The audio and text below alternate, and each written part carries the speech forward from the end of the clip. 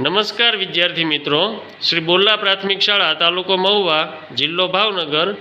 આજે આપણે ફ્રૂટ્સના નામ એટલે કે ફળના નામ અંગ્રેજી અને ગુજરાતીમાં બોલીશું. તો સ્ટાર્ટ કરીએ.